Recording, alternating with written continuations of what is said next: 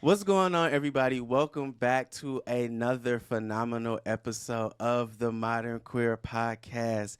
And it's your host, Xzavier V, with your co-host, Neil K. We're gonna work on that. This is in process. But today we are here with some very fabulous people. Would you both like to introduce yourselves? Would you like to go first? I was going to ask you the same thing. Rock, paper, scissors? Sure. I'm here for this. Wait, do you do a rock, paper, scissors, shoot, or just rock, Because paper, that's scissors? the question. Let's do shoot. Okay, all right. Rock, paper, scissors, shoot. Okay. Rock, paper, scissors, shoot. Okay. All right. Well, hi. I am Kirei, spoken word artist, educator, author, Leo sun, Virgo moon, Aquarius rising, tarot reader. Clearly. I do a lot. Oh, and I'm queer. Hey. Oh, it's me now. That's right. Hello there. My name is Mystydjinn. You may as well call me Missy, or at least that's my screen name on Twitch. My name, though, is Mystydjinn, and it's so nice to meet all of you. I'm a Twitch streamer, like I mentioned. I'm also a writer and a lesbian. And that's what I do. Yeah. You have an absolutely beautiful speaking voice. Right? Thank you. I'm mad mesmerized. Like It's so like smooth and just Yes. like you should do audiobooks. I'm thinking about it. I've actually been trying to make myself record the few pieces that I've written. Oh, I forgot to mention, I write erotica, not just I write things in general, essays, but I also write erotica and fantasy and sci-fi. That's what I do. That's my bag. That's what I try to do. Yeah. But I'm thinking about trying to record some of the pieces that I've written so far. For right now, I've been working on recording a essay poem that I just finished a little while ago on Medium. I'm gonna record that and put it on Substack. Look That's at amazing. that's Look super at awesome. Congratulations. join the queer revolution, y'all, because it is live and it is televised.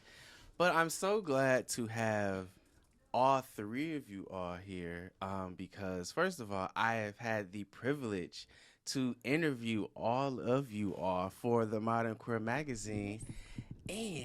And we're going to start off like this. So I got a nice little present in the mail today. What? And I just want to show you people something. Oh! I got a nice present in the mail. What? Oh, it's so pretty.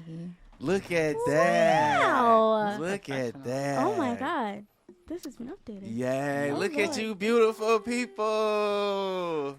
I was so glad This that is this so- came today because and it was such an honor that it came today, and to have the three of you on here, I was like, I gotta bring these magazines in to show y'all what what we did back then Oh and my what it has God. evolved into and what it will continuously evolve into. So I just wanted to say thank you all so very much for agreeing to sit down with me, to share with me y'all stories, to give me the real, to give me the tea, to laugh, to Yes. just talk about everything and trusting me and yourselves in the universe enough to, share your story. So I just... Yeah. I'm, so I'm awesome. super, super excited. So I just wanted to start off with this and be like, it's been, because me and Neil started off this, and it had been, 2 years? About a year and a 2 half? It years. had been 2 years since I saw Neil. Definitely been 2 years since I saw you. And we saw each other because of Poet for Hire and stuff Yeah. like that, but we hadn't really talked. Yeah. So it's been like a long while It since has. I've had the opportunity to sit down with all of you all. So I'm just like, hot damn. And y'all are all so beautiful. Y'all don't look nothing like these photographs anymore. Like y'all have I know, there's a lot of evolved photographs in here. and grew and now confident people. I'm Awesome. like, Time has yo. been favorable. Yes, Thanks. thankfully. This is wow. So like, I had on the first season I had Joe Ikigai on here, and we talked about what her experiences was like with this. And so I want to ask, since I have the three of you here, like, what was y'all, or now that we can talk about it, like, what was y'all's experience like throughout this whole process? Like, even after it, you know, seeing your faces plastered on social media for a month or a week, and still seeing it being plastered on social media every once and again, like, how was this process of just being a part of this magazine and being able to tell y'all stories in this particular way? The floor is everybody's. Okay. Anybody's. I love that we're all so polite. We're all just like, who wants to go first? Yeah, go ahead. No, Okay. go for it. I feel like Okay. this is going to be a theme. No, I'm joking. For me, it was. I mean, it's absolutely been awesome. It was great to reconnect with you. Just especially like with our journey. You've seen me through a lot of evolution. These are true things. In figuring out who I am as a person, and just being able to just openly be myself, in a way that wasn't me having to put it out there. It was really, really nice to be able to just be openly queer and just be who I was without like the focus of it being like, I need to talk about my oppression or my struggles or how difficult it is, or I'm on this panel or what. No, it's somebody who's really just, who knows me, who's really just like, hey, how have you been? Let's talk about it. And it was just really refreshing. So thank you for creating that space, because there hasn't been a space like that for me. So I appreciate that. Thank you. Y'all don't make me cry this episode. I mean, it's your show. Honestly, I don't really have much to say besides that. I honestly don't have that much to say that's very different from that. I had largely the same experience growing up. Having the opportunity to talk about how I feel or explain my perspective, or much less discuss queer topics in general, has not super been available for me, to put it simply, or I guess less than simply. That was a needlessly complex sentence. I'm so sorry. I'm far more eloquent when I have the chance to sit down and write than I am in person. So Likewise. But outside of that, in terms of seeing our faces plastered across social media and just being active, and the whole concept, or not the whole concept, the whole idea, the whole feeling of awareness and the acute sensation of knowing that there are eyes on you now is, or has been, an interesting sensation to get used to. I'm not sure if it's necessarily good or bad. It's useful in some aspects, but like, it's weird to think about being more of a public figure than a private one. You lose some, I suppose this, I don't want to say, I guess this is what it feels like to be a celebrity, because I don't think I don't think any of us in this room have nearly enough clout to be considered a real celebrity in that sense of the word. I certainly haven't seen any money from it yet. But, Damn! I mean, it's We not a done dig got against red for you. filth, and then it didn't even come from the cards. Well, we got Right, we still got We'll that see. filth. But it's a weird idea, or the feeling of being known by people who do not know you is an interesting concept to say out loud. It feels like I've said something super deep and profound, but honestly, all I've just done is said, hey, people on social media see the things that you post, and they have thoughts and opinions about your behavior online. Well. And you don't have much insight into their lives, at least any more than they have into yours. But people forget that when they look at what they can see from the outside and what you curate to show on social media or in other spaces, and they form their perceptions off of that rather than the person that actually exists there. Let me get them poetry snaps. Yeah, I echo. Everybody said. I can't stand you. No, yeah, I completely agree. I think just being able to share experiences, but also to look back and see maybe how much I've changed too.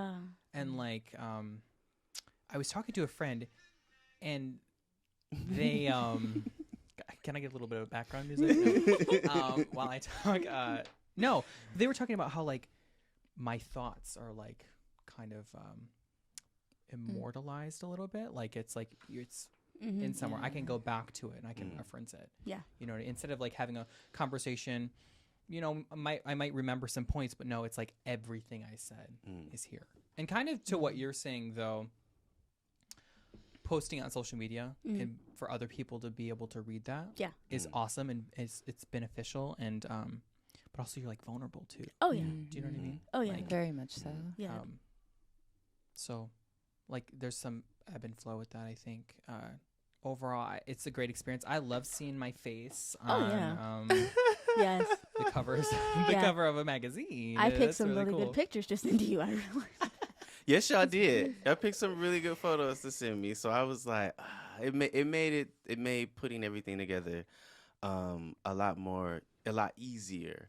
But to comment on all of you all saying very similar things, like from my perspective, although I'm giddy now and I'm excited and I'm happy now, the actual process of doing this is very like nail biting, right? Because you all have entrusted me with your stories, right? You have given me access to your lives, you know, and not in total, you know, we didn't talk about everything and anything and all things, but you know, for the most part, like some of the stuff that, you know, we talked about, you know, on some level, like Neil said, is very vulnerable. Oh yeah.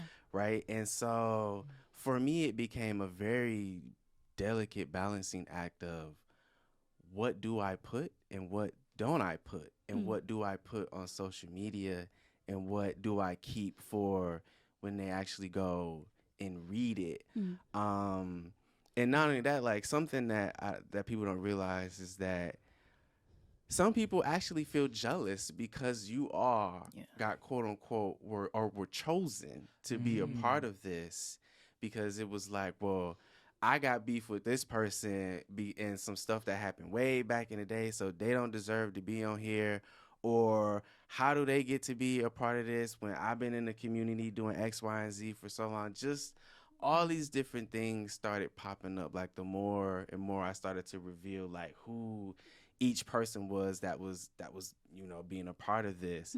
And so it became like putting out fires behind the scene basically, and be like, and motherfucker, that ain't my experience with them. Like this experience is about showcasing and highlighting queer people here in the city and around the world. And I don't care how long you've been doing X, Y, and Z. I don't care what particular reasons you may have to not like somebody. That's not the individual who I met, and that's not the conversations that, you know, we had, and that's not what I don't want to bring drama to this or a negative energy to this. Like I really wanted to just highlight and showcase queer people living real lives, because we are fucking everywhere. And I think it's particularly with y'all season 2, like I was all up in U of M.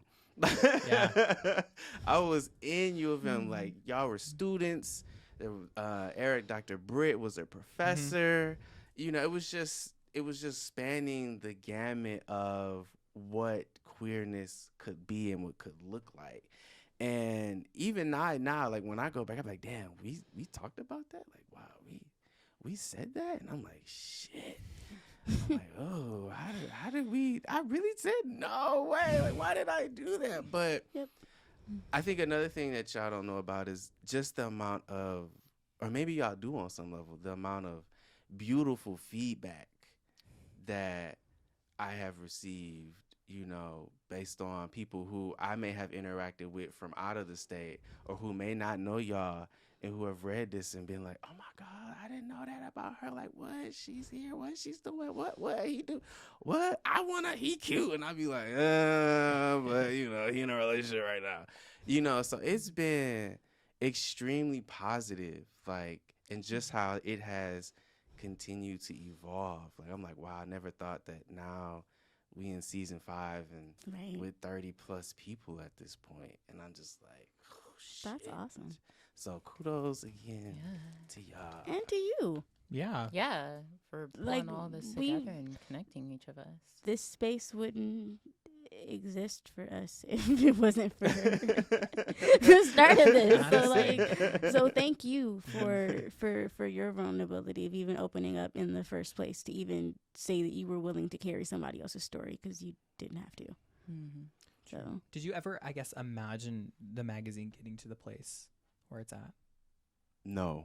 I remember when I was first thinking about it, I remember so this is for me. I don't know what everybody else's beliefs is, but this is how I operate. I remember Spirit was telling me, like, you have no idea what you created. Like, I remember specifically getting that sitting at the computer when this first started, because I was like, there was, and there still is, nothing like this in the city at all. Like, nobody has tried to emulate this. Nobody has tried to copy this. Nobody has tried to do anything with this. Not the people at U of M or anywhere that queer stuff happens in the city. So that's cool for that, I suppose.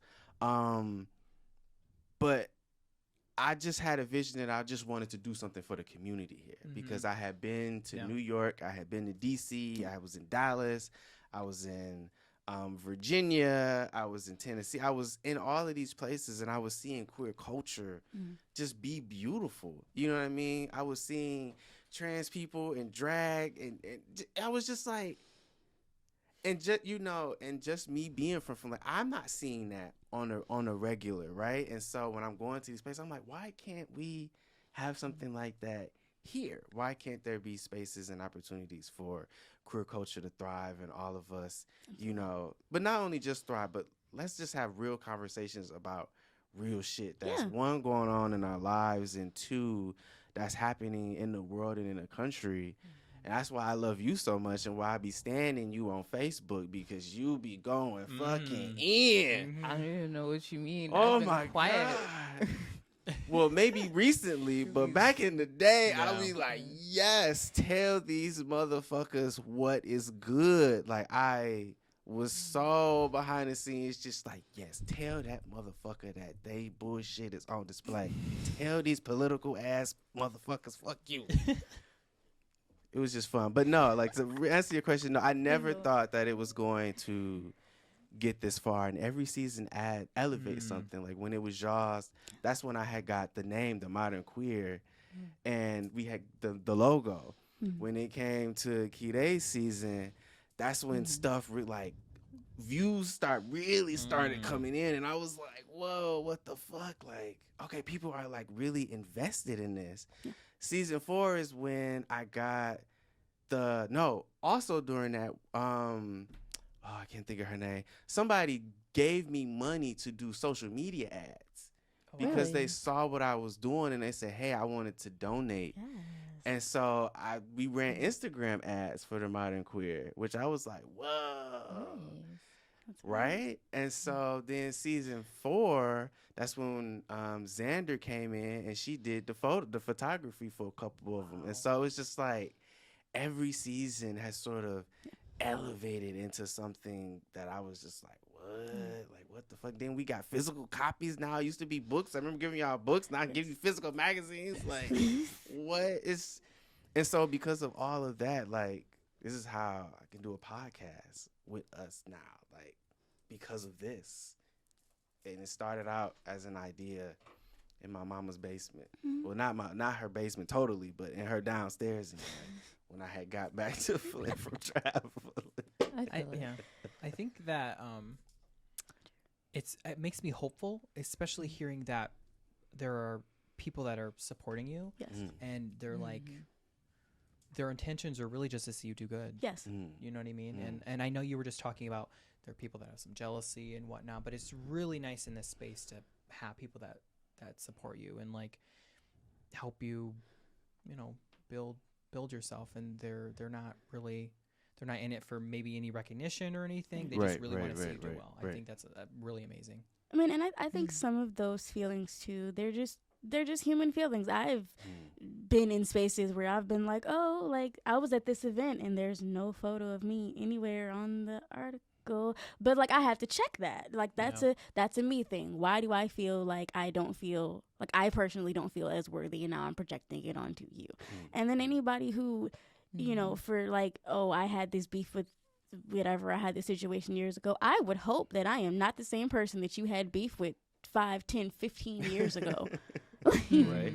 I would hope I'm not. So, you know, just I like that the city is transforming, that we're, like you said, even like looking back at this, I'm not, as much as I am that person, I'm also not that person right now, today. Right. So I like the continuous growth of the way that things are evolving. I feel it. We are transitory entities.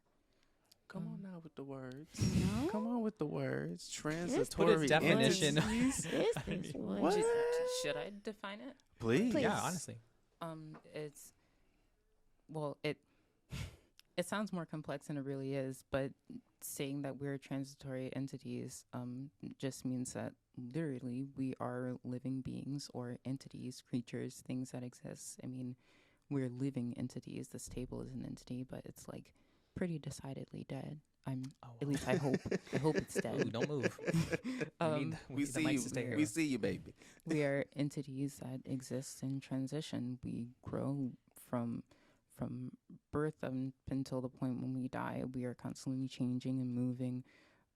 Fundamentally, if you learned a little bit about biology, there's no way for us to stand completely, perfectly still. Some part of our body is always in some small, minute motion. And granted, that's a very, very literal definition of the term, but in the sense of how us as human beings are extremely social creatures by nature, we frame our understanding of ourselves based on our understanding of how we relate to each other and people within our community, and that's how we grow and learn things for the better or the worse. So we are transitory entities. You're not the same person that you were when you woke up this morning than you are when you started listening to this podcast right now, or us specifically when we came to sit here in this room. I would not use this as a legal defense, though. You won't get out of a murder case because you are not the same person you were when you committed the crime. But, you know. Well, technically, Your Honor. Okay, No. I am a transitory entity. Do you know what that means? Let me And define I'm not it the for same you. person that I was. I close my case. I'll walk out of here now. Therefore, you cannot try me because we're not the same people anymore. The Okay. person that you are looking to try no longer exists. They're gone. Whoa. But honestly, though, can we just wonder- apply that to life? I was, I guess, bringing it back to kind of what you were saying with people holding people. Yeah. Like, why do we do that then? You know, like if I can see, like I've done it before. I've held people to stuff. Oh yeah. But why do we do that? Well, I can't give a definitive. Yeah. That is not how you say that word. Definitive. But we know what you were saying. Yeah. I can't give a definitive answer because I'm A, not a psychologist, and B, I don't even think that psychology has a solid answer on this clearly just yet. I think it's more a collection of, hey, this seems to make sense. Psychology is kind of a new science, all things considered, compared to the other sciences that exist. But getting lost in the weeds. Give us the history lessons. We are learning this episode. I love it. I love it because psych is my field, so I'm just. Oh, yeah. cool. I love it. Well, with that said, granted, what I'm about to say speaks specifically in the case of abusers, but or more familial abusers, or just abusers in general. Yeah. People tend to remember the version of you that is or was easiest for them to control, or rather, people tend to remember the version of you that they had the most control over.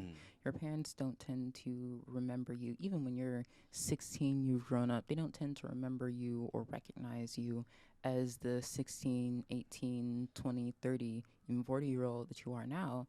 they tend to remember is you as a 5-year-old who was looking to them. Literally. Daddy, mommy, why is the sky blue? That's the version of you that they remember. That's who they want to imagine you as. And that's why people look at their kids growing up and they go, I don't know how they got like this. I don't understand why they're different. Why aren't they listening to me? Why don't they talk to me anymore? Well, you only remember the version of them that you thought you had the most control over. You weren't really paying attention to them as they grew and changed. You latched on to a snapshot version of them that literally does not exist anymore. In even the physical, literal sense, they're not the same person. Yeah. Their brain has developed and changed in various ways, and that continues on into adulthood as well.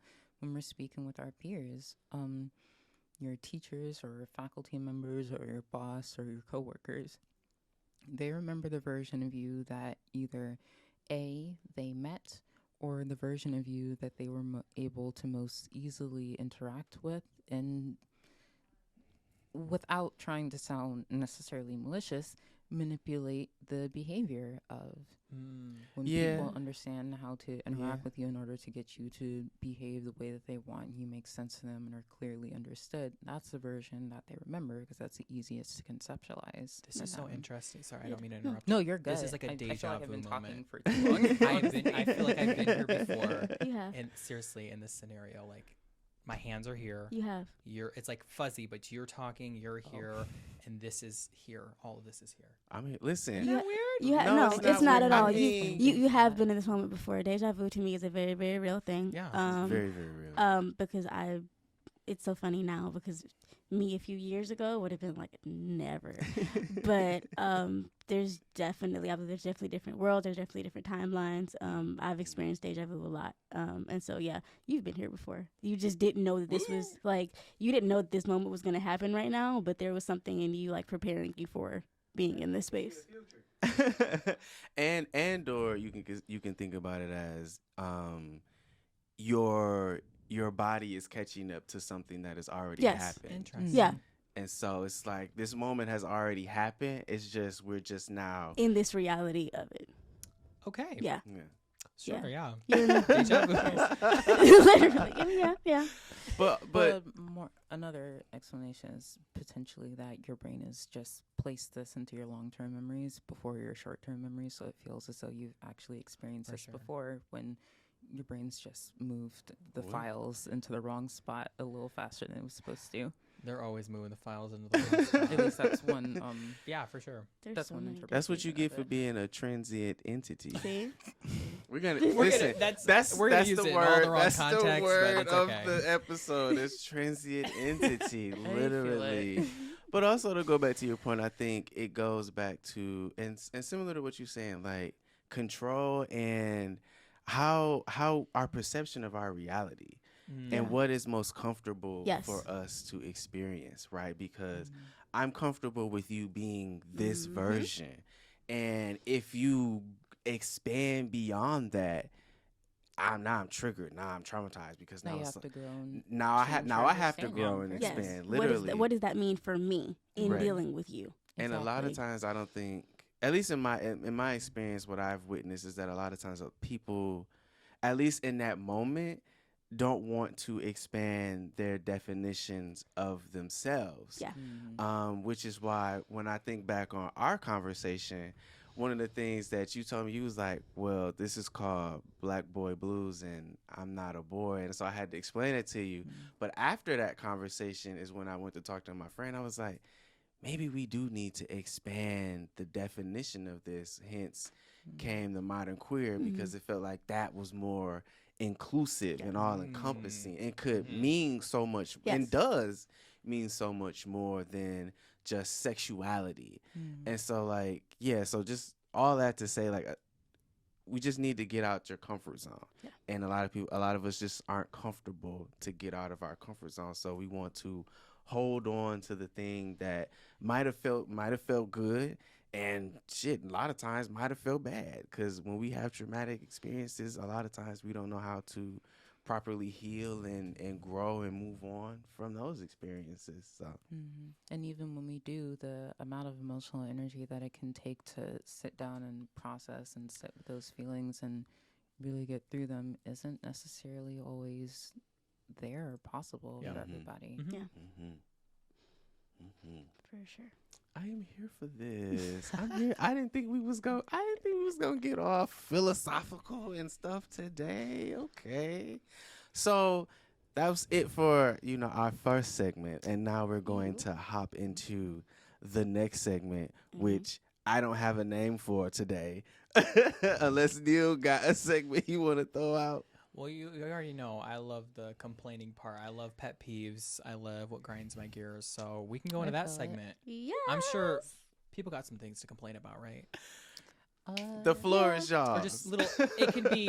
It could be anything. You're gonna have to be real specific. Okay, I got one. Okay, well, let's start with nothing. It doesn't have to be anything political. Okay. It doesn't have to be anything. Well, everything is political. Ooh. Depends on how you think about it. This is why I stand. Like we I can don't sit really here and like the talk way about- people chew sometimes.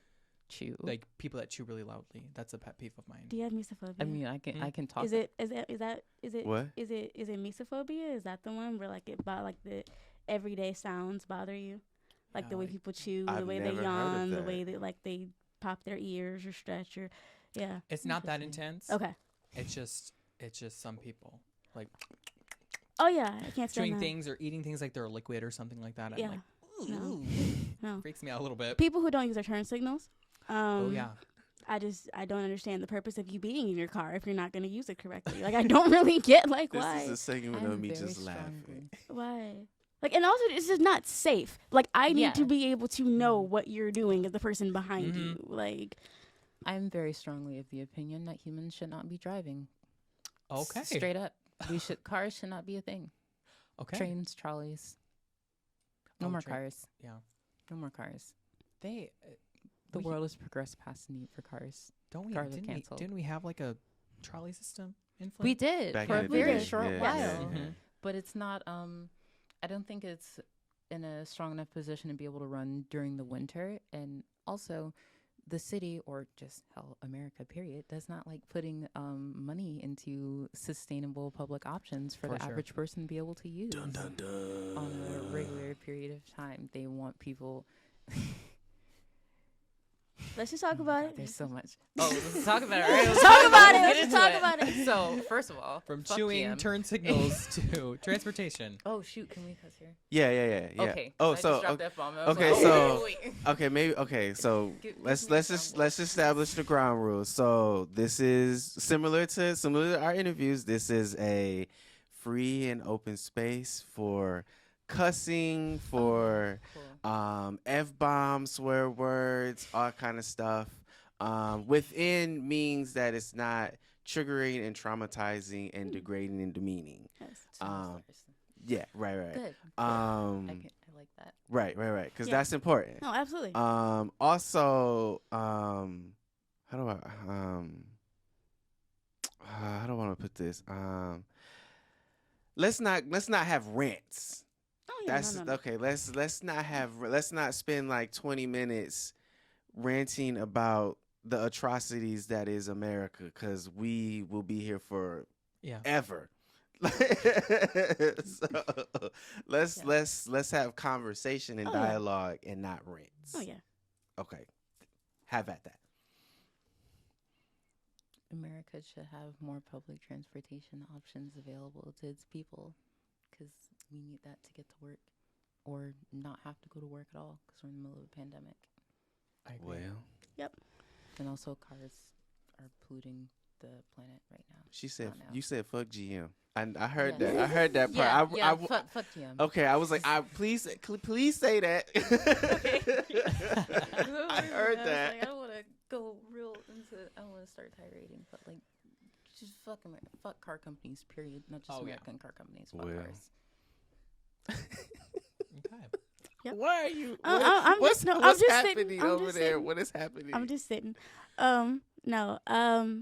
I think a lot of my pet peeves have to just do with people. I love people so much, but then also I'm just like, people, like why? Like, I think my biggest pet peeve right now that I'm just seeing a lot of just in my interactions, and I feel like I'm seeing it so much because I need to deal with it, is like self-awareness that doesn't lead to anything.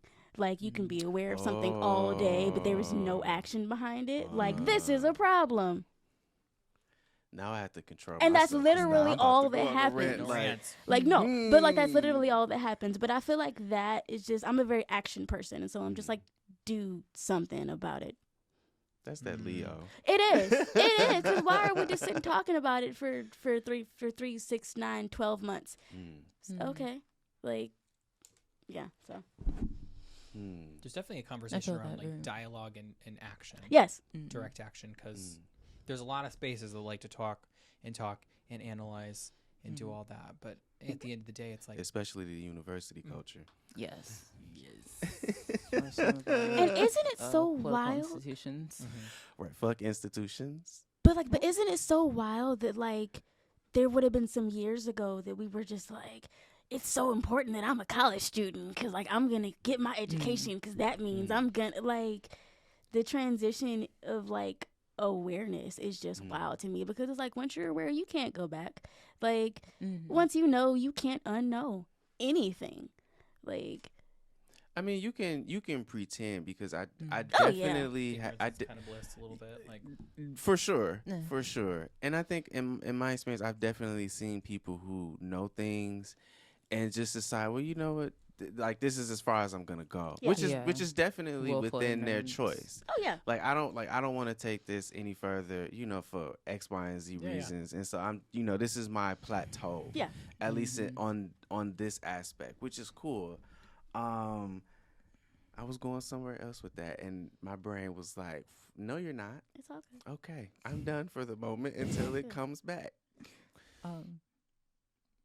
Well, leading off of that, that is the one human quality I hate with an fiery passion, is willful ignorance. The idea that somebody can learn a little bit about something, and then from learning that little bit that they've gained access to, know that there's more to grow on, more information to access, more ways to expand their knowledge and maybe into action and doing something about it, and they just decide, no, not for safety or because they are not in a position where they can actually do anything about it. They just don't want to do anything else because the current status quo benefits them. It's just the way things are for me right now are nice, and changing and growing and learning more require me to not be satisfied with that. Why would I do that? Why learn and be uncomfortable with the way things are? Then I would have to do something in order to not be uncomfortable anymore. Why would I hate people like that so much. I think that definitely goes back to what you were saying earlier about people, or what Neil was saying about us holding on to stuff. Because a lot of people are benefiting from a lot of the systems and things and ways of thought that are in place. And so literally, to what you're saying, why would I want to change that? And I'm benefiting from this immensely. Like I'm not, and I think this is why we have a huge, at least in my experience, in my opinion, just watching what's happening in Flint, I think that's why we have a lot of gatekeeping here, because it's like, I'm chilling. I got my nice cushy job in my house, and my kids are cool, and yes, we're in these nice schools, and they're gonna go get that education. And it's like, why would I want to disrupt that? Why would I want to change that? Like, I don't want to, to help somebody else, to put somebody else on, to have equal rights and equal pay and equality and just basic human rights. What? No, I'm chilling. I'm good. I think like it's really like the fact too that it's so like it's so much just not a consideration for them that there's a certain level where like you have to get to a point. You have to get to a point of genuine, real awareness. Like in just being willing to step outside of that. Like I'm aware, even just like in being cisgender, that there are certain privileges and accesses and eases that I have to appearing what is hetero passing, and people who will see me constantly just always assume, oh, where's your boyfriend, husband, blah blah blah, and that's not what it is. And for the longest time, I will admit that, like, as a queer person, I benefited from that. I was constantly walking around U of M Flint talking about, I'm an ally, that's how I'm coming out, I'm just going to be an ally for everybody. And I totally get why you all want, equal rights. And I did on, like, a totally, personal level. But, like, there was a part of me in coming out that I had to step up my activism, even as a queer person, for trans folks, because there's certain things that I'm never going to have to go through as a cis individual. And I'm totally aware of that. And I think it's just like being willing to make something outside of yourself, like, important enough to care is really the first start. People can pretend to care all day long. It sounds good to care. People know how to. Companies know how to, it's Pride Month, it's Black History Month, it's the Women's History Month. commercialization. What? But we do that too in our interactions and just getting through life. Like, we don't benefit nearly as much of it, like, financially on a commercial level, but just in our daily personal interactions. Like I said, why would I want to change that? I literally benefit from it. Even like in my other life, in my regular 9 to 5 and all that, I was 100% aware that I had to go into my job interview as hetero passing as possible, because I know, working with kids or working with whatever population, I can't present and say I'm a Black queer woman who reads tarot. And I also, I can't. I mean, no, but I was gonna say, but is that benefiting from the system, or is that a moment of survival tactics? I think it can be both. I think it can be both, because it also is like, I know that there's a way that I can use being cis to my advantage. It's a choice. It's a matter of intention. I feel like everything goes back to intention. It's a matter of choice, because I have also been in spaces where I'm like, realistically, it's going to benefit me to present how people expect me to present, so I can get in the door, kick the motherfucker down, do what I need to do. But I had to benefit from the system to get in. It's about what you do once you get in, for me. Get you. Yeah. 100%. Oh, I thought you was. Oh no, I was just. That was it. We have to do what we can in order to survive within the system as is. But a lot of people do have the energy of, well, I got mine, so fuck you, see you later. Yeah. So I think, and I'm so glad y'all are here, because I think this is a fascinating conversation about how queer people do benefit from a lot of things, and at the same time it's almost that survival sort of mentality, like, okay, I need to do this to survive in this space. So I am going to lean more into being more cisgender or more presentable, or downplay my queerness in spaces that might be volatile to me. Surviving is a benefit, if we really want to look at it. Like, I mean, it's like, you are alive. Honestly, like, surviving is a benefit. So it's like, there's like I feel like that's why I feel like it's about intention, or it's that balance, because it's like, externally, people can look out and say, like, oh, you have these predominantly Black spaces, predominantly queer spaces for you, and that's a benefit to you. And it's nice to walk into a space where I can be myself, but let's be real, it is safe. Before it is nice, it is safe to walk into a space where I can be myself. That's the word. And I don't walk in feeling like, oh, it's a whole bunch of queer people. It's like, oh my God. Because even in queer spaces, you don't sometimes, I don't feel safe in some queer spaces. No. Or like the opposite side of, like, I've dealt with, like, because I'm straight passing, hetero passing, however we want to phrase it, do I present queer enough because I promise y'all I'm gay and I want to be with a woman so bad. I promise I do not see myself marrying a guy, but how do I look more lesbian? Like, Wow. I say you look pretty gay at least. Yes. Thank you.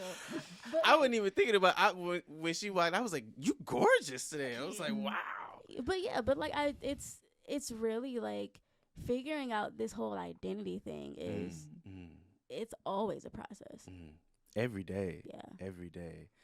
I think in sort of in my experience, like dating wise, like a couple months ago, I was talking to a guy who was more feminine presenting, makeup and things like that. And we were talking, and I ended it because for me, I just wasn't feeling a connection. But then a couple months ago, he messaged me and he said, "Well, hey, why did we stop talking?" And I was like, because I wasn't feeling a connection, or the vibe wasn't just something that I was interested in. And so in his mind, he took that to mean that I didn't want to be with him because he was more feminine presenting. And I was like, whoa. I was like, that didn't even cross my mind. I'm like, if that was the case, I wouldn't have talked to you in the first place. But I recognized in that moment, that that's how I look at people. But that hasn't necessarily been his experience. Yeah, it's a very common trope within the gay men community, from what I hear.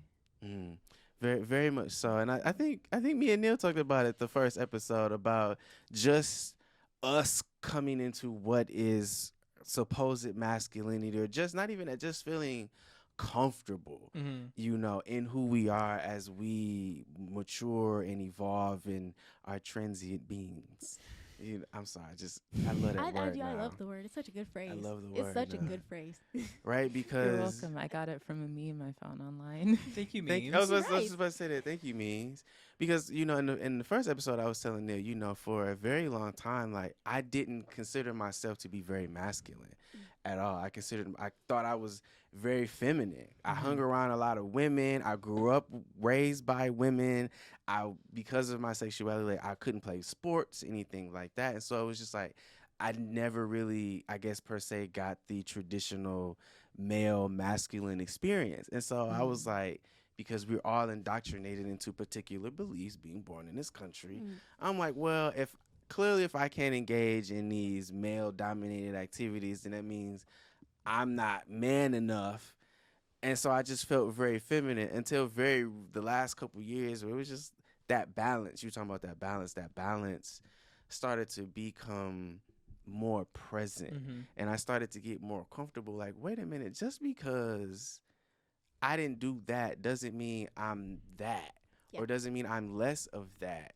It just means that my experiences were different. And how do I want to, at least for me, it was, how do I want to look at these experiences? Do I want to look at them in a way that is detrimental to me, my mental, emotional, spiritual state of being? Or do I want to use this to be like, you know what? I don't have to do that to feel like this. I can do this and still feel like this. And I think that's why I appreciate now on some level anyway, the advent of now men wearing skirts and painting nails and stuff like that. I think it's cool now that, these things are slowly becoming acceptable, I guess maybe is the word. But the thing, Yeah. sorry, No. We were right. go ahead. We were right. Look. Go for it. You got this. You're good. I wanted to. I'm fuck. Don't laugh at me. She's kerfuzzled. No, you're good. Kerfuzzled. I can't even say flustered. We'll wait. I'm sorry. I wanted to say, or I wanted to add on to what you were saying, because I actually I didn't write it. I have to get out of the habit of scrolling on Facebook. God, I waste so much time speaking and writing 10 5-minute long essays on Facebook, and then I go, dang, I should write a Medium article on this, and then I can't find the post again later. Oh, geez. Yes. I do this a lot. Start in the notes and then go to That's a good, Facebook. that's a good idea. Yes, that's what I need to do. But saying all of that to say, I don't want to say I recently wrote something about that because it's a Facebook post and I can't find it anymore. But you recently wrote something. Functionally, I recently spoke, ranted on Facebook about this a little while ago. The whole concept of not just masculinity specifically. I was speaking about femininity or womanhood and everything to that nature, but this applies to gender, period. The concepts of gender in terms of, or the concepts of gender as they exist with the various roles that men or women have to fill, or even some non-binary genders that exist within specific cultures and things of that nature, or just people that exist like in American cultures and just don't fit into or rather, I'm getting ahead of myself. The specific gendered stereotypes that people are required to fit into, or the only genders that are supposed to exist, nobody really fits into those ideas. The ideal concept of a man, or what a man is supposed to be in terms of like being big and strong and speaks in a very deep voice. Yeah. That's not real. Oh, y'all didn't know I could do that. I can't do it for very long. It hurts, but I can do it still. I can't even get that deep. Like, dang. It's not super comfortable, but I like doing it here and there for effect. She said I was proving a point. Yes. But flustered. Look,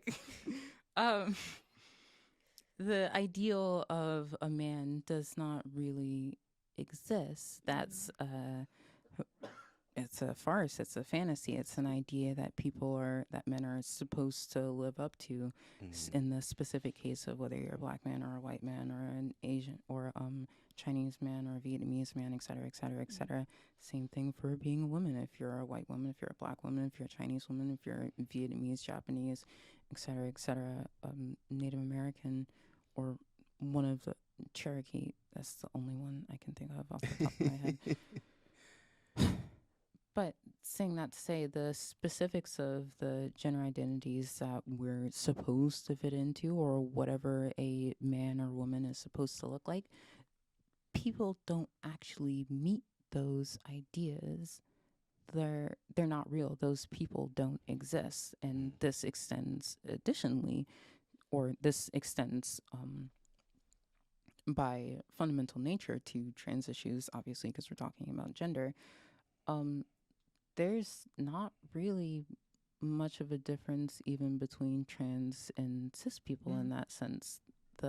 There's some cis people I've bumped into who I would have assumed are trans because they don't look cis, or the conception of, and even that whole concept, the idea of passing or not passing and fitting into those structures in a visual, physical sense are toxic and abusive, and are fundamentally just tied to the beauty standards of whatever culture that you look into. Keep speaking it. The standards for what a woman's supposed to look like in American culture is very different from what that's supposed to look like in Indian culture or British culture or in Japanese culture. And women swapped from those different locations would be perceived as trans in some cases, depending on what area that they happen to be in, because they don't fit that ideal of what a woman is supposed to be within that specific culture. And for trans people, fundamentally, all that really is just people who are not born in a way that makes it easy for them to fit into whatever the ideal for what their gender is supposed to be, which, again, like I've been getting at, is not reasonable to expect even for cis people. The line that we draw is entirely the lines that we draw between sex and gender and the various ways that those come out in human expression are very broad, and lines we draw are functionally meaningless. Even I mentioned sex. The concept, the specific parts that we decide, okay, this part means boy, this part means girl, this part is associated with men, this part is associated with men. If you have both of these parts and something is wrong with you, and we're going to cut this piece off and make you fit into the... Yeah, there is no divine feminine or masculine. There is no biological essentialism that decides, hey, this is what somebody is supposed to be. No, we made these ideas up. These constructs are ours. They exist because we decided that they exist. And they're useful. They have some utility in some ways, but they're not fundamental to reality.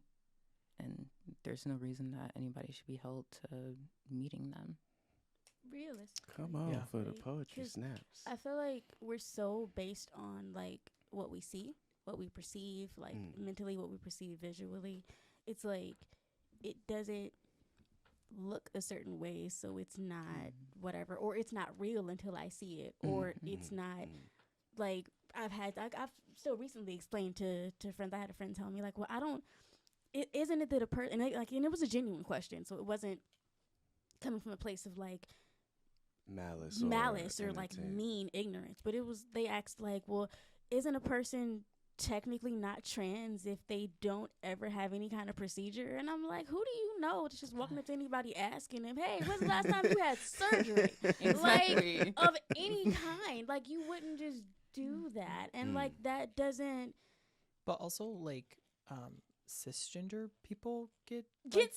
They get surgery to fit into Yes, they do. The stereotype of what a man or a woman is. They literally do body modification as well. Literally. But there's this weird disconnect between like trans folks and cisgender people. Yes. Like it's just misogyny. Yeah. It is. It's ridiculous. And it's like, even like in like the validity of someone's identity or gender identity or sexuality. It's like I've had people that like I've been telling folks for years that originally I was saying I was bi.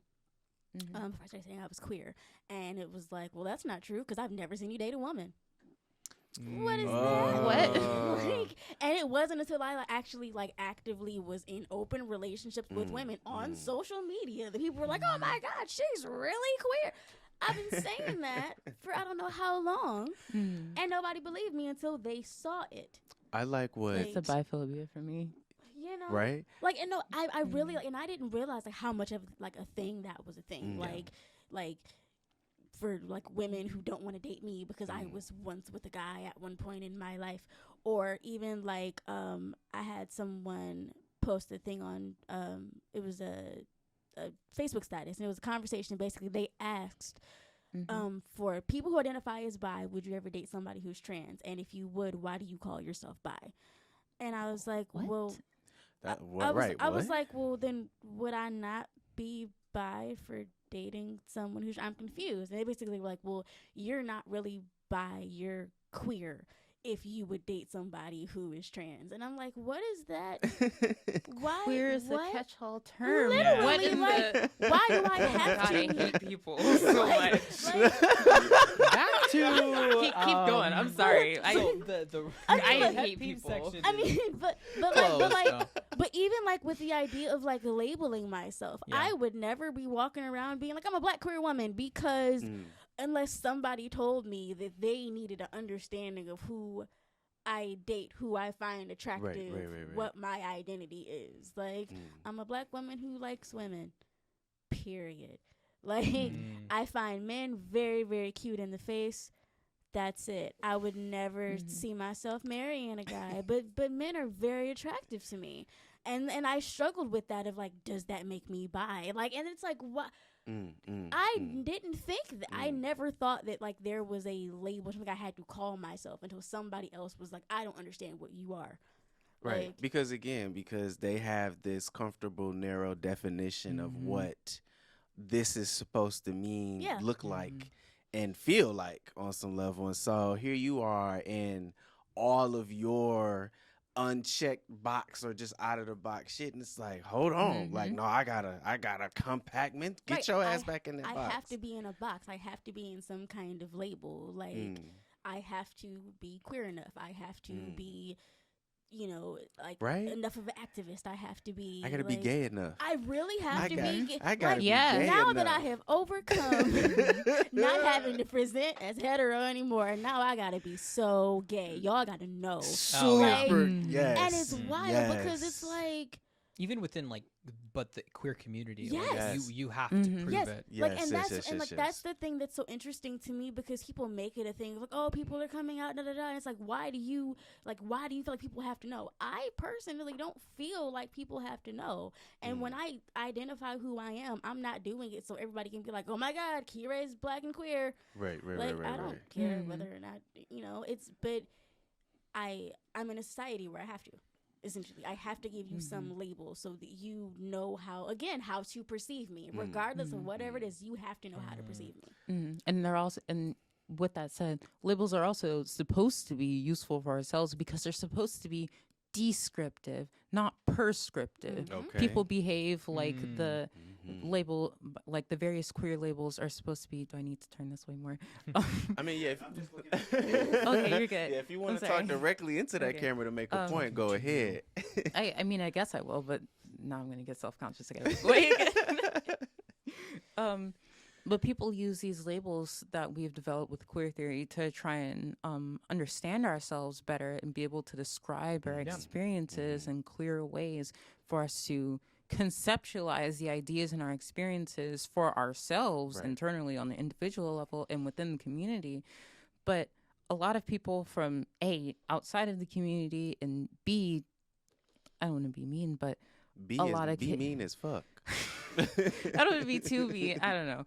But a lot of people who are like just finally getting done breaking down rather actually who are just finally getting started with accepting that they're queer and breaking down barriers of their understanding of reality and their needs to fit into cis heteronormative society and accepting, okay, they don't, and now how to navigate that. Their first inkling of what the hell that they need to do is to start sticking people in more boxes, not use the terms that are available to them now to describe their experiences and help them gain a more clear understanding and grasp of reality, but to force other people to fit into their narrow understanding of these terms in order to give them control over what they feel like is a newly changing and uncertain world, which, does tie exactly back into what we were talking about earlier, transitory beings. That's why I wanted to bring it up earlier, because I was like, it goes back to people looking for control in uncertain times instead of just being able to accept you don't fucking know much. Everybody is kind of hanging on by a thread trying to exist and figure things out as they are. It's okay to say that you don't know unless you have concrete proof or whatever. It's okay to just say, I don't really get it and I don't have a clear answer, and just move on. You don't have to. I like this conversation for several reasons. One is because I think y'all are really gonna like season 5. One is because the one that's coming out, the first one that's coming out at the end of this month, the woman that I talked to, she talks about why she identifies as queer, and why she would ride more for queerness than her own culture, her ethnic culture, which I thought was fascinating. And what she said was, she said a little bit of what she said. She said when she found queer culture and when she started coming into her queerness, that's when she got liberated. That's when she realized everything could be possible. And so for her, queer means more than just her sexual identity. It means her life. Like, it's just different. And she just out here doing it. And so from that aspect, she's queer. The second part is one of the guys who will be featured is bisexual, is very pro-bisexual, is all about it on his social media, and is getting married to a woman. And so I'm like, even me, I'm like, how does this work out? Like, I'm interested to know how that works out. So it was so funny that y'all were talking about it. I was like, I got 2 people who's gonna talk just about those. And so to go back to what you're saying about queerness for me, why now I identify as queer, is for similar reasons, because for me it was so all encompassing to everything, because I laughed because I was like, I done been through as much as that whole lettering as I could go into as, and I was like, I just couldn't. I realized that things are fluid and they evolve, and I'm like, okay, yeah, I like men, but then I found out I like men and women, and then when I was in Texas, I found out I like trans men and women, and so it's just like, like, who the fuck am I now? I don't know, but whatever it is, I'm just out here living my life, and I like what I like. But I think one thing that's lacking is empathy. Empathy and understanding that literally what you just said, we all are out here figuring it out. Even if it may look like or appear, especially on social media, that we all have it together. Like, we're all literally, like, nobody, unless somebody pops up in this room and I have a conversation with somebody and they be like, yeah, I remember my past lives. If you believe in that stuff, we all doing this living thing once. And we're all trying to figure out, how do we do this living thing properly? Like, what is this? What is life? What is being human? You know what I mean? And so I think we need, at least I feel like we need to get back to, like, what is a human experience without the definitions? Because I don't know about y'all, but now we got LGBTQIA and the letterings just keep going on, and I'm like, at this point, it's starting to lose its value and its original intention. At least that's how I feel about it. How do you mean? So I feel like, how do I put this? There's some, it's like the essence of it. Like, we started off as LGBT, well, according to what I learned, is we didn't start off as LGBTQ. It was just LGB. And then we added lesbian, gay, bisexual. Yeah, because y'all threw us under the bus. It was Right. LGB, and then LGBT, and then LGBT plus, and then LGBTQ, and then LGBTQIIAAP plus. I didn't even know all of them. Lesbian, gay, bisexual, transgender, intergender. Intersex. I thought it was intersex. So there's intergender and intersex, I believe. I know there's intersex, and then there's asexual, agender, and then pansexual, and then, are we missing any identities? I think that I think that's all of them. yeah, but I think that for me, like, labels and stuff, they can not help, but they can also help people understand themselves. Right. Yes, Oh, yeah, exactly. That's what I'm 100%. saying. They're useful descriptors for understanding our Yeah. reality. And but they're descriptive, not prescriptive. So I think I had a conversation with my friend that was kind of similar about LGBTQIA plus and everything, and like they were saying, like, it's like you're putting more people in boxes and boxes and boxes and boxes. I was like, the way I look at it is that, like, people are trying to understand themselves and the people around them, and, like, so I don't necessarily think the labels are incorrect or necessarily bad or anything. Depends on when you use them and where you use them and how you use them. And I don't get stressed out. Like, I don't know. I don't get stressed out when there's another thing. You know what I mean? Because it's like, that's just, you're labeling another person's experience and how they experience themselves. Exactly. Really, you know, like, especially for our community where it's I think it's for me, it's just, I love the word so polite. For me, I definitely get that, because I feel like it's like with anything else, sometimes it's just nice to give it a name. And it's like, there's actually a name for this. Like, I remember, like, when I discovered that pansexual was a thing, I was like, ooh, is that what I am instead of bi? And then I went through the whole, like, bi/pan, and it's just like, okay. And then, like, I had always kind of known about the word queer, but I had felt like, can I use that? Like, because there was still, honestly, like, that weird stigma with it of the N-word, of, like, is this am I allowed to call myself this? Because like, it's reclaimed slur. Right, because like can I reclaim that? Like, but there is like definitely a level of empowerment, I feel like, in that too. Because I remember I had that feeling like, oh my God, this is the thing. There's a name for me. Like, and I think that I don't know, maybe some people have to go through the labels in order to be like, I don't have labels anymore. Do you know what I mean? To like understand themselves to a point to where they're like, yeah, I don't really need to label myself anymore. Because there are people out in the world that do that. Yeah. Do you know what I mean? Yes. I very much like label myself queer in spaces where I am aware that I kind of have to. Yeah. But for the most part, I'm just not. Like it's a part of who I am as much as being black is, as much as being a woman is. It's just the part you don't see unless you see it, for me, in my case. And so it's just like It's an invisible identity. Yeah, it's an invisible identity. But I also don't like walk around feeling the need to broadcast it either. And it's not a shame thing. It's just like society made this a big deal. I'm literally just walking around holding hands with a woman minding my business. Like, you saw that and had to be like, what do you call that? Love? Okay, right? Like, but I feel like that's walking down the street with Faye. That's what it's called. Summer vibes. Like, but I feel like that's such a thing too, because I remember that conversation I had with my mother. We were standing in her kitchen, and she's like, "I just don't get it. Why are you attracted to women?" And I was just like, why are you attracted to men? Yup. Literally, why? I love this combo. I was like, I love what? this duo. I asked her. I really do.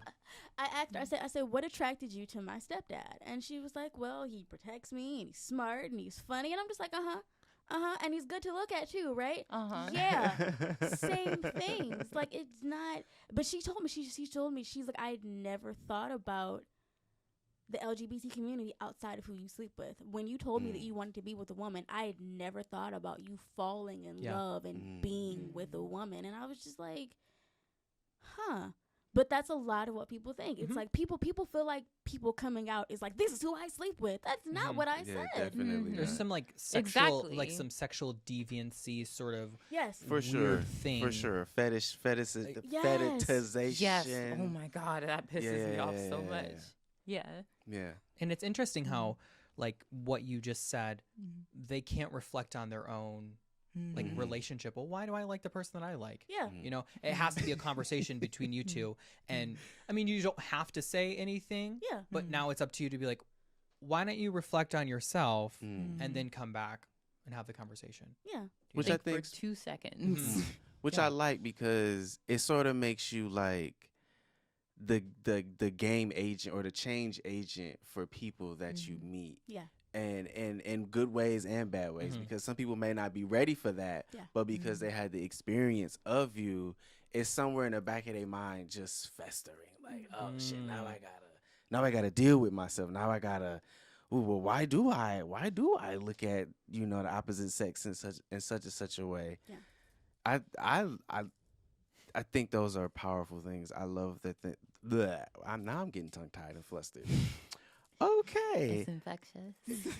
I think one thing that I had to learn about myself, especially as it came to just liking men, because for a while I thought I only exclusively liked men, but I never really deep dived why that was.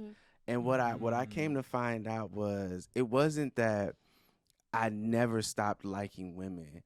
What I realized is that because I had been raised by women, and the trauma that the women inflicted upon me made me say, I don't want to deal with that. I'm going to go over here. Which is not to say that I wasn't always going to like men and women by no means. Right. But it took you a minute to realize that you were bi. As opposed to anything else. And then another thing that I had to realize is when I found out that I was I could be and could fall in love with trans people. I had to laugh because it was so funny. It was like, what? It was so funny to me because I think I was having a conversation with a friend, and we was talking. I was one of them. I was one of them gay people who was like, ugh, vagina is nasty. It's like a monster. It's a Venus flytrap. I was one of them people, full disclosure. I was one of those people. But then what I came to realize was, no, you were ignorant. No, that's really not what that was. And what I really found out was that what I found out was that I'm more attracted to the male physique than a woman's. It had nothing to do with the breasts or their sexual organs or whatever. It was just I like the physique of a man more than I like the physique of a woman. Yeah. And so I just had to laugh at that and just look at how ignorant and stupid I was for all of the shit that was happening back in the day. I was like, I really thought this was this and it really wasn't. But I think had those things come with, at least in my experience, I think those things just come with living in time and taking the time to excavate why you do and why you like the things that you do. Yeah. Because I feel like if you don't do that, then, you know, as somebody who just said, as Aloe just said, you know, are you living your life or are you living the socialized version of yourself? I think similar when I came out as gay, right? Then people held me to that, which is like, you're gay, okay, so you have to be gay. Like, you have to like men. You have to do that. And recently, I'm starting to like... What? Are you about to drop a bomb on us, Neil? I don't know. I'm deconstructing it for myself. Yeah. Like, okay, well, do I only like what do I like about men, or what do you know, like and even goes back to like 2 years ago, I'm a different person than I was. It's also like what people expect of like a gay person, and like to be this big boisterous in the room sort of thing, right? Then that was my personal experience, and now I'm like, I can be gay and not that, you know, right? And it was just for other people. I think I'm interested in women. I don't know. I think I'm still in this weird gray area. Yeah, with it. I feel it. You know? I get it. 100%. That's what's up. I'm into people. Yeah. That's what we're gonna call it. We're I'm into a personality people. person. Yeah. So like, and I've talked to my friends who are like, man, you date people that we would not expect, you know, like, or whatever. I'm like, I don't know what that means, but I'm a very like intellectual, personality based type of person, and I'm realizing that now. And I think with kind of what we're saying about like the labels or the vocabulary that we have, like, or even the term queerness, like that, it opens up the space, you know, to feel valid, and seen, you know. And I think I'm going on that journey now, and I'm glad I'm able to share it. Yes, and I'm very excited for you. Thank you. I appreciate that. I think that's probably like one of the best journeys you could go on, is just figuring out who the fuck am I in these spaces, in these places, at these particular times, and that I may be this year, and then next year I'm something else entirely.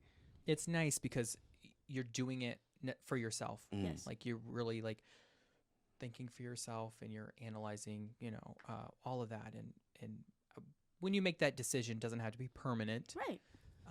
It's nice, like it's not based on other people, you know. Yeah, like you said, like like with people having to hold you to something, it's nice to not have to hold yourself to any kind of one particular. Like, okay, I have to move this XYZ way, you know. I think that's super awesome. Can we also talk about the fact that we are not our trauma, as people? Indeed, like because I've had that conversation, because like it just even like I had the spaces where like my trauma was my identity. There was no poet. It was all wrapped up in who and what I was traumatized by, and how I was stuck in being aware of it but not processing it. And it was just, even like, honestly, like my coming out to my mom was probably like coming out to her again as an adult. After my brother had accidentally outed me, he still feels bad to this day, and I'm like, you did not do anything wrong. It was divine timing. You just didn't know. I wasn't ready, but I got ready. But even like as an adult, having that conversation with her about like, yes, I'm a survivor of sexual assault as a child. Yes, it happened with men and women. And no, that's not why I'm queer. Yeah. Because we had that conversation too, where she was very just like, because it happened over a series of years, and she didn't find out that there was a woman involved until later, and the woman also identifies as a lesbian, and so it really kind of boosted that of like, well, that's really why you, and it's like, that's not, no, because before anything happened, I was watching music videos being like, I like that a lot. Like, I know they're being over sexualized and they probably shouldn't be, but I like that. I like boobs. I do. I do. I like boobs and I like butts. I do. I had a guy ask me that. It was a guy who liked me, and he's like, I know you said you're really into women, but like, what would a guy have to have? And I was like, titties. Like, honestly. Well, like, and I'm not feel being that. funny, but I just feel like, I'm attracted to what I'm attracted to. Like, and it just is. It is without any rhyme or reason or any like explanation to it. I don't have to keep searching for that, because that was a part of it too, like of me like figuring out for myself, because I was raised Christian. I was raised Baptist originally, and then Christian, and then non-denominational Christian. So it was like, you're free, but you're not. Like, so I feel it. so like all of this, 13-year-old me would have never been a tarot reading. Oh my, right? no. Give it up for ourselves. Listen, that's why I said, like, looking at who y'all were in these, and then now and being in y'all presence, and I'm just like, wow. I'm like, the growth is real.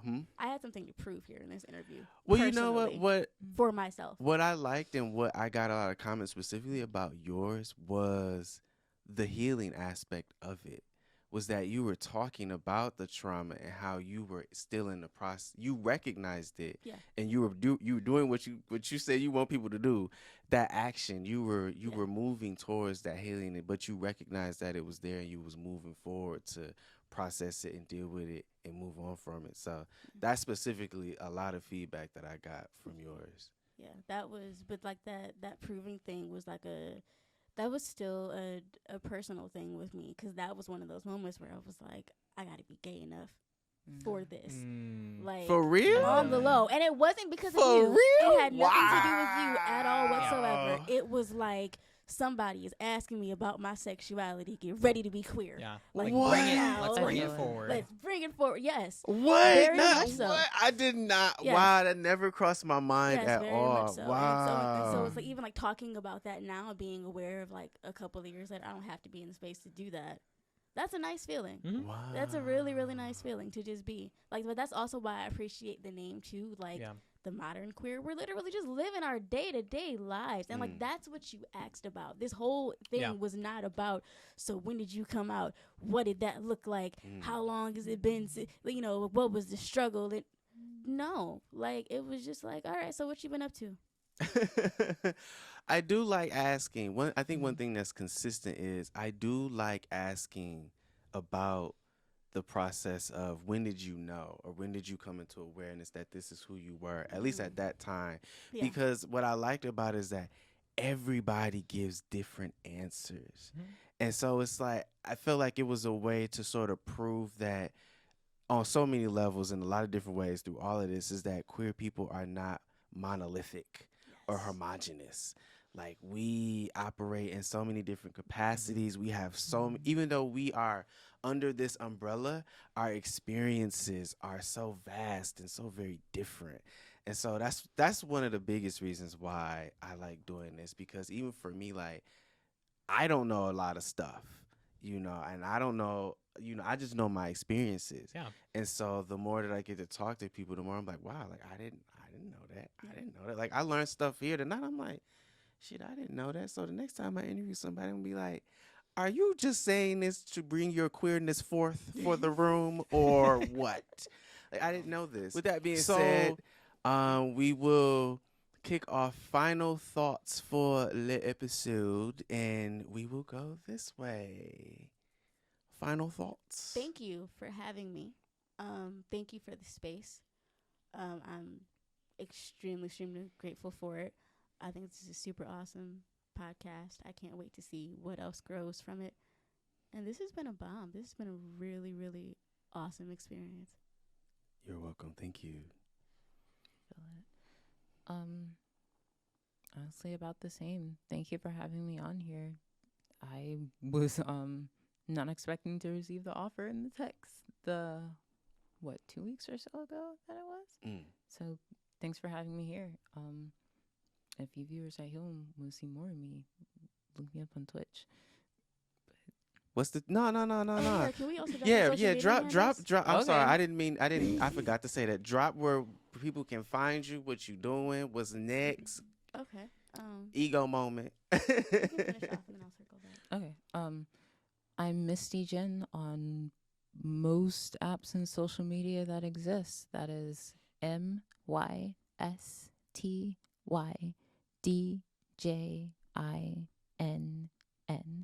Mystydjinn. You can find me on Twitter. You can't find my Facebook. My Facebook is mostly just for me. But you can find my Twitter. You can find my Instagram by both of those tags. You can also find my Twitch, where I stream Monday, Tuesday, Thursday, and Friday. Mostly games, but I also write, and I'm currently working on filling out my Twitch about page. So on Tuesdays and Thursdays, I'm also doing sprite work as well.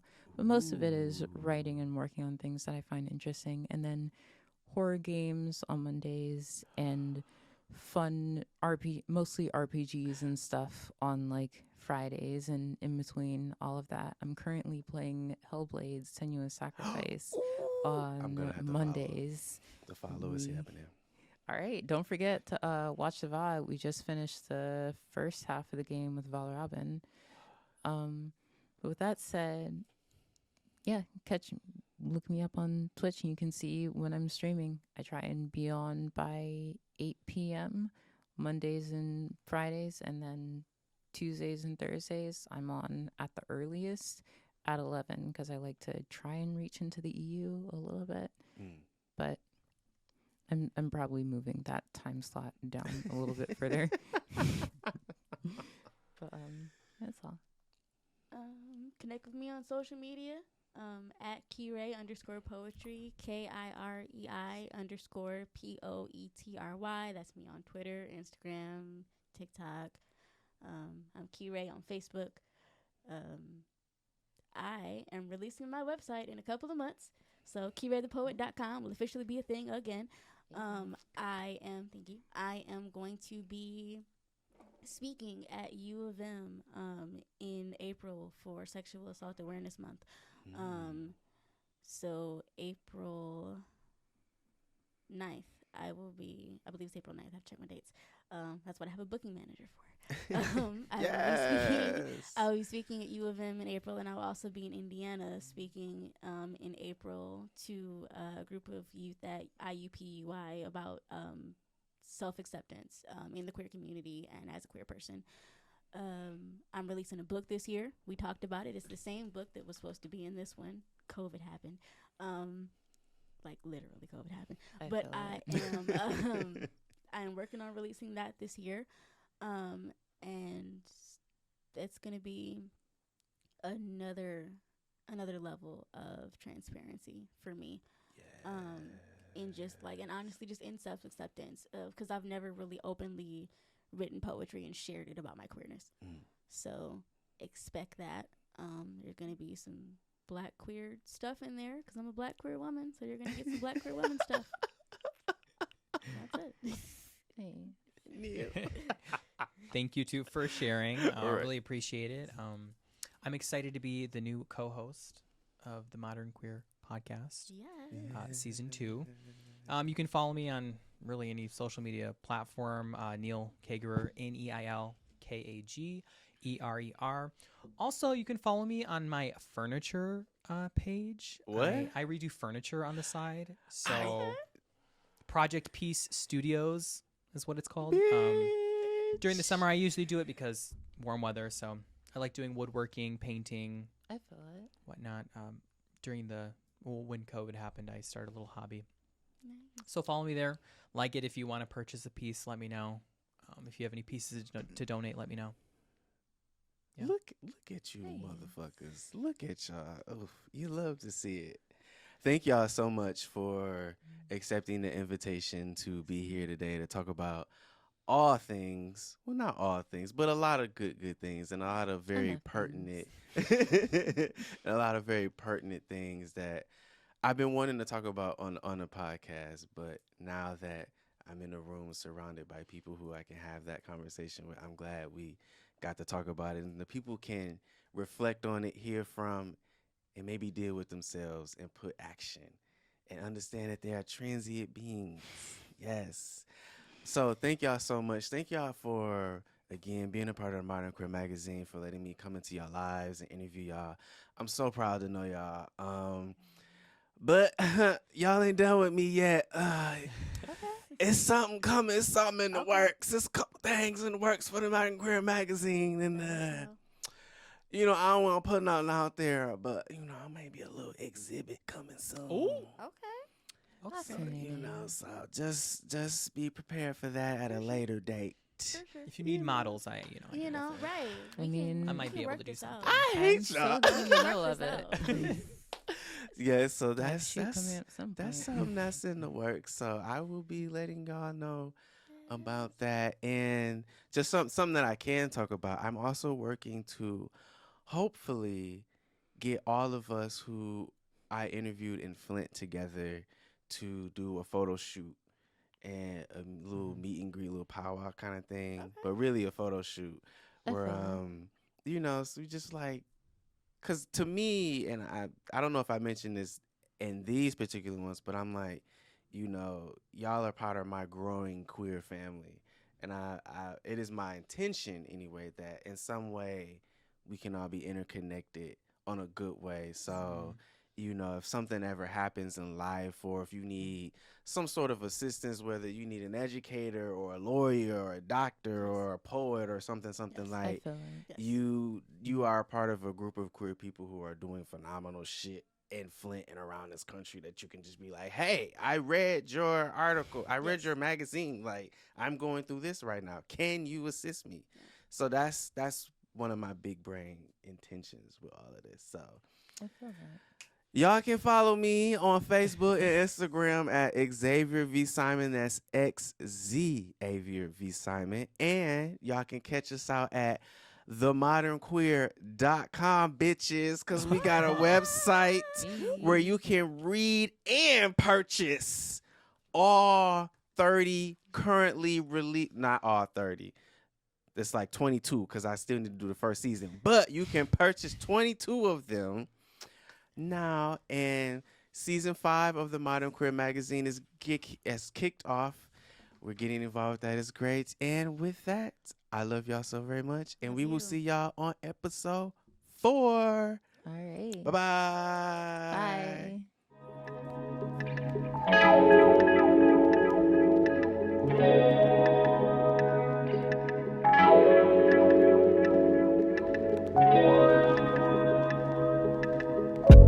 I ain't asking questions no more. I just exit stage, left and hit the door. I just let things be, cause I ain't begging on my knees. I ain't got the patience for it. Your drama and your bullshit, I intend to ignore it. I know I'm that bitch and